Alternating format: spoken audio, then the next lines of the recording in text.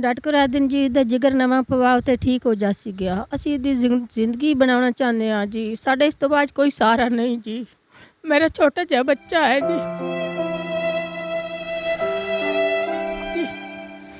ਮੈਂ ਕਿਸੇ ਦੇ ਘਰ ਕੰਮ ਕਰਕੇ ਬੱਚਿਆਂ ਨੂੰ ਰੋਟੀ ਖਵਾਉਂਦੀ ਹਾਂ। ਮੈਂ ਆਪਣੀ ਭੈਣ ਦੇ ਘਰ ਆਉਂਦੀ ਹਾਂ।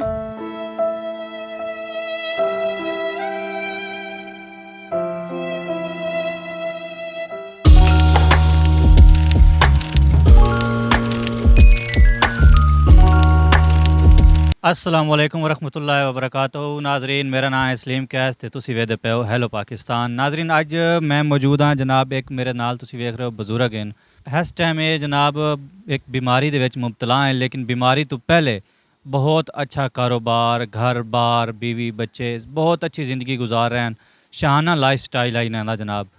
लेकिन एक छोटी जी बीमारी मुबतला होए उस तो बाद इन्हां दी ज़िंदगी जीरन बहुत मुश्किल हो गई इस टाइम। और वीडियो बनाने का सिर्फ मकसद ये है इन्हां दे तुहानू बाकी सारी स्टोरी भी सुनाने तो उस तो बाद जनाब जी कि मेरी तमाम उन्होंने साहिब हैसियत साहिब मुखैर हजरात अगे गुजारिश है, अपील है कि इस टाइम इन्हां दी बेचारियां दी बहुत ज़िंदगी मुश्किल बनी पई है। कोई ऐसा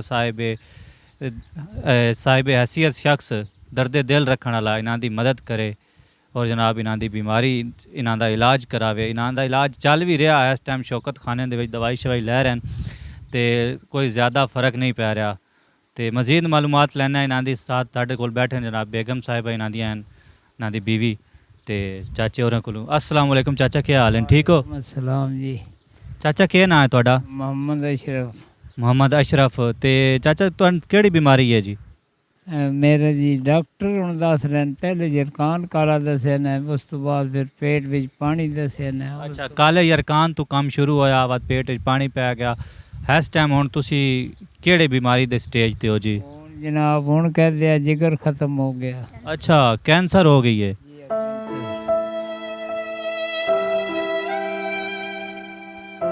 नवा पवाओ।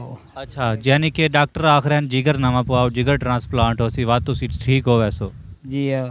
और मेरी जितनी हैसियत नहीं जे कुछ जा मेरा घर बार मैं अपनी जा मकान बेच बूझ का छोटा जहा मेरा बच्चा है कोल मेरे बैठा। नाजरीन है इन्हां दा एक छोटा सारा बेटा है ते दस रहे हैं जिस तरह के इन्हां दा बहुत वड्डा घर, बहुत जनाब जी ठीक ठाक अच्छा कारोबार सब वेच वटा के अपने उत्ते लाई बैठे ने, इलाज कराई बैठे ने, लेकिन कोई फ़र्क नहीं पिया। इंजे गल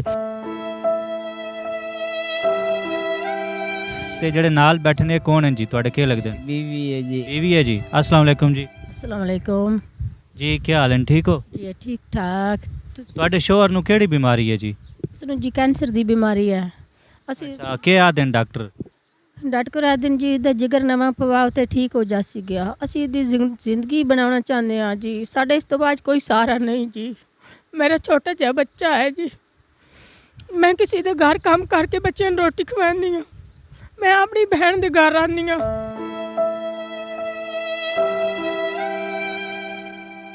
अच्छा, ਜਿਹੜਾ ਤੁਹਾਡਾ ਜਿੱਥੇ ਤੁਸੀਂ ਰਿਹਾਇਸ਼ ਰੱਖੀ ਹੋਈ ਤੁਹਾਡਾ ਆਪਣਾ ਘਰ नहीं है? नहीं जी, ये मेरी बहन का घर है। ये मेरी बहन मैंने मदद दी है भी मेरे घर आके रह जा। मैं बहन के घर आनी हाँ और अल्लाह ताला इन्हां दी जिंदगी करे। भाई होरी दी इन्हें सानू बहुत सारा दिता है। जदों ते बीमार होए साढ़े नाल ही हेल्प करते पैन, सानू दवाई शवाई लैके देंदे पैन। अच्छा, यानी कि जदों के ये बीमार होए ना जी, ए वेख लो इस टाइम भी थब्बा दवाइयां दा है छापर तुसी वेख सकते हो जी। बड़ी महंगी महंगी दवाई है जनाब जी। मैं बाय द चांस एक डब्बी दी तू कीमत तुहानू वेख के दसा ना तो हज़ार रुपए की एक डब्बी है। यानी कि और गरीब इतने हैं कि अपने घर कोई नहीं है, रेंट ते रहने वास्ते भी घर कोई नहीं है होंदा ना, घर रेंट ते इतने पैसे नहीं हैं कि घर दा रेंट दे सकें। तो उस दे बावजूद भी इतना इलाज हो रहा, इतना पैसा खर्च हो रहा।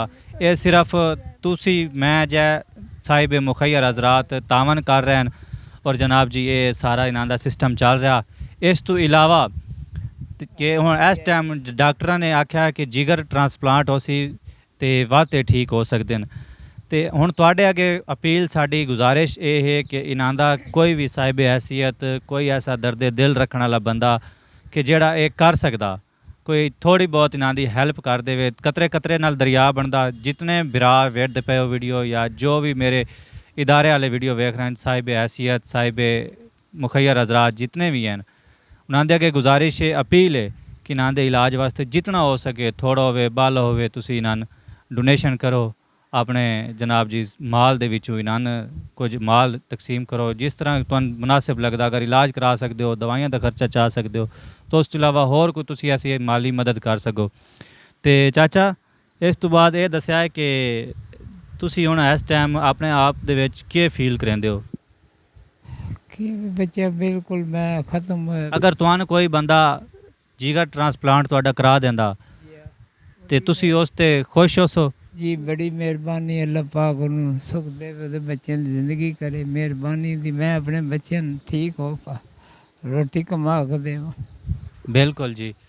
तो नाजरीन, मकसद ये है कि कोई ऐसा है कि इंसान अपनी औलाद या अपने माल ਦਾ ਸਦਕਾ ਕਰਨਾ ਚਾਹਵੇ ਜਾਂ ਕੋਈ ਇਸ ਤਰ੍ਹਾਂ ਦਾ ਮਤਲਬ ਕਿ ਨਾ ਦੇ ਨਾਲ ਤਾਮਨ ਕਰੇ ਤਾਂ ਕਿ ਕੱਲ੍ਹ ਨੂੰ ਨੇਕੀ ਕਰ ਔਰ ਦਰਿਆ ਮੇਂ ਡਾਲ, ਨੇਕੀ ਦਾ ਫਲ ਇਨਸ਼ਾਅੱਲਾ ਬਿਲਕੁਲ ਅਲਹਮਦੁਲਿਲਾ ਅੱਲਾਹ ਪਾਕ ਦਿੰਦਾ ਹੈ।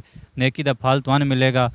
ਤੇ ਇਸ ਟਾਈਮ ਹੁਣ ਇਹਨਾਂ ਦੀ ਜਿਤਨੀ ਹੋ ਸਕਦੀ ਹੈ, ਕੋਈ ਇੱਕ ਸਾਹਿਬ हैसियत ਬੰਦਾ, ਕੋਈ ਐਸਾ ਮੁਖੱਯਰ ਹਜ਼ਰਾਤ। ਬੜੀ ਕੋਸ਼ਿਸ਼ ਕੀਤੀ ਹੈ, ਬਾਂਜੀ ਮੇਰੀ ਬੜੀ ਮਿਹਨਤ ਕੀਤੀ ਹੈ। ਅੱਛਾ, ਇਸ ਟਾਈਮ ਤੁਹਾਡਾ ਇਲਾਜ ਹੁਣ ਕਰ ਰਹੇ ਹਨ ਕੋਈ?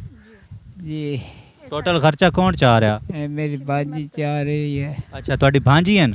ਜੀ ਹਾਂ। ਅੱਛਾ, ਮਾਸ਼ਾਅੱਲਾ ਜੀ, ਇੱਕ ਭਾਂਜੀ ਹਨ ਇਹਨਾਂ ਦੀ, ਉਹ ਇਸ ਟਾਈਮ ਤੱਕ ਬਹੁਤ ਜ਼ਿਆਦਾ ਜੀ ਉਹ ਵੀ ਆਪਣੇ ਹੁਣ ਟਾਈਮ ਤੁਹਾਨੂੰ ਪਤਾ ਹੈ ਕਿਤਨਾ ਗਿਆ ਨਿਜ਼ਾਮ। ਬਿਲਕੁਲ ਨਹੀਂ ਜੀ, ਆਪਣੀ हैसियत ਤੋਂ ਵੱਧ ਕੇ, ਆਪਣੀ ਜ਼ਰੂਰਤ ਤੋਂ ਬਾਲਾ ਹੋ ਕੇ ਉਹ ਇਹਨਾਂ ਦੇ ਨਾਲ ਤਾਮਨ ਕਰ ਰਹੇ ਹਨ। ਇਸ ਟਾਈਮ ਤੱਕ ਇਹਨਾਂ ਦਾ ਖਰਚਾ ਚਾਹਿਆ ਹੋਇਆ ਔਰ ਸਾਡੇ ਇੱਥੇ ਆਉਣ ਦਾ ਵਸੀਲਾ ਹੀ ਉਹੀ ਬਣਨ ਜੀ। ਸਨ ਉਹਨਾਂ ਨੇ ਕਾਲ ਕੀਤੀ ਕਿ ਜਨਾਬ ਤੁਸੀਂ ਆਓ, ਇੱਕ ਵਾਰੀ ਇਹਨਾਂ ਦੀ ਹਾਲਤ ਵੇਖੋ, ਇਹਨਾਂ ਦੀ ਇੱਕ ਵੀਡੀਓ ਬਣਾਓ ਔਰ ਉਸ ਤੋਂ ਬਾਅਦ ਅਪਲੋਡ ਕਰੋ ਤਾਂ ਕਿ ਕੋਈ ਵੀ ਐਸਾ ਸਾਹਿਬ हैसियत, ਸਾਹਿਬ ਮੁਖੱਯਰ ਹਜ਼ਰਾਤ ਇਹਨਾਂ ਦੀ ਮਦਦ ਕਰ ਸਕੇ।